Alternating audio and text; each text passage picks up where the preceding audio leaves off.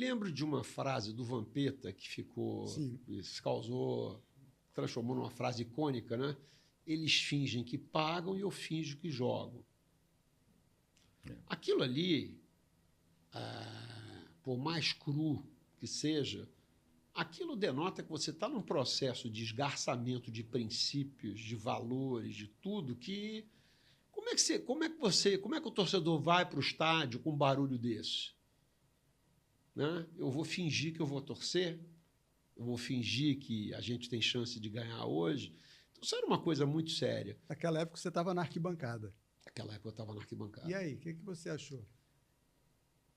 Eu entendo que... Essa é uma pergunta interessante, porque quando você fica puto com um negócio desse, desculpa o meu francês, é porque você sabe, no fundo, que tem uma ponta de razão naquilo. Né?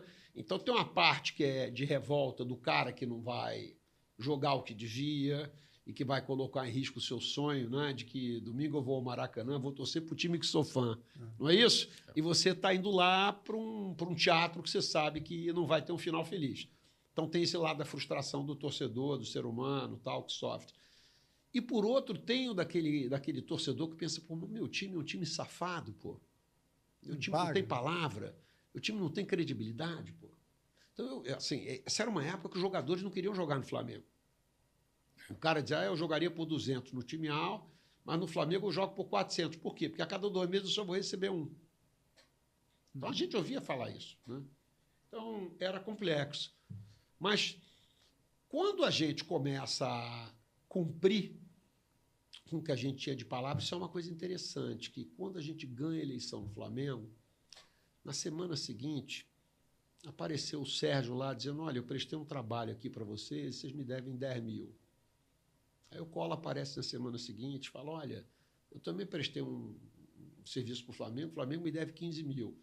E a gente ficava pensando, não, pô, mas não tem registro no clube, pô. Os caras estão achando que nós somos idiotas, nesses caras aqui falarem isso.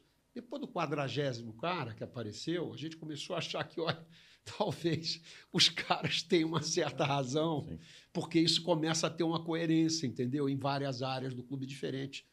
Então, quando a gente decide que a gente ia pagar o que a gente devia, que a gente ia parar de tentar verificar se era verdadeiro, mais ou menos como o cara que é alcoólatra, ele assumir que ele tem um problema. Enquanto ele não assume que ele tem um problema, ele não se trata. Então, o primeiro passo dele é assumir. Eu sou um alcoólatra, vou ter que me tratar. Analogamente, no Flamengo, nós somos péssimos pagadores, somos zoneados, vamos assumir que as pessoas são razoavelmente sérias e que não podem todas elas estarem conspirando contra o Flamengo. E, então, a gente, em tese, deve pagar. E a gente começou a ordenar as coisas, e aí começa você ter uma inversão do ciclo que era vicioso para um círculo virtuoso. Então, da gente combinar e a gente pagar. Quando a gente procura o pessoal da Receita Federal numa determinada época e a gente disse, olha, nós somos do Flamengo e queremos pagar o que a gente deve. E o cara que nos recebeu ficou olhando, acho que ele ficou achando que aquilo era uma pegadinha, alguma coisa. Ele falou, então vocês são do Flamengo, vocês estão vindo aqui dizendo que vocês querem pagar o que devem. Aquele Flamengo do Vampeta? Pouco depois. E aí ele falou, mas vocês têm um cartão de vocês? Naquela época ele tinha cartão. Nós não temos cartão, mas se você procurar aí, entra aí na internet que você vai ver e tal. E o cara viu, não, são vocês mesmos tal. Vocês querem pagar? Ele, pera um minuto, chamou mais uma meia dúzia de fiscais que tinham ali em volta. Pessoal, vem cá que vocês vão ver uma coisa incrível. Apareceram outros fiscais lá. Esses caras aqui são do Flamengo e disseram que querem pagar o que devem. Vocês estão vivendo um momento histórico. Nunca antes nesse país um clube de futebol não só se dispôs a pagar, como veio aqui. Então, ficamos envergonhados naquela hora, né? Porque é ruim você ver a imagem que você tinha, mas, por outro, a gente não percebeu naquele momento como a gente estava mudando a história do Flamengo e do futebol no Brasil. Porque nós dissemos, a gente deve, a gente quer pagar, vamos renegociar. E a gente renegociou isso com todas as instâncias que havia penhoras nas receitas do clube. Então, o que começou todo mundo a dizer? Esse Flamengo é diferente. Esse Flamengo assume o que deve, repactua as suas dívidas, se comprometeu a pagar. Foi muito difícil nos 2 primeiros anos, porque você tem uma pressão enorme no futebol para você pegar o dinheiro e comprar um jogador. Tinha gente que dizia, não, mas não paga o Cola agora que a gente traz o Sérgio para cá e com o Sérgio a gente vai arrebentar, vai fazer mais 30% de dinheiro e a gente paga o Cola. A gente dizia, essa história a gente só viu durante os últimos 20 anos. Né? Nenhuma das duas acontece. Você contrata o cara, não paga ele, também não paga ele, não paga o diante e não necessariamente ganha. Então, nós invertemos uma lógica que era perversa no processo cultural, né, e de princípios e valores do clube. E isso acabou gerando aspectos positivos, porque alguns agentes que não queriam vender ou transacionar jogadores com o Flamengo começaram a oferecer jogadores ao Flamengo. Porque eles diziam, olha, e alguns ajudaram a gente. O agente é muito vilanizado, mas teve agente que chegou e falou, olha, eu vou ajudar vocês. E eu ficava muito desconfiado, né? Não é? Como é que se dizia antigamente? Minha avó dizia, quando é esmola demais, o santo desconfia. Não é isso? E eles diziam, olha, porque isso tem que dar certo no futebol. Se vocês estão pagando ao fisco, vocês estão pagando a gente que... Estão pagando a família de quem já morreu, vocês são caras sérios. Então, eu tenho que te ajudar agora, porque se vocês derem certo, vocês ajudam o futebol.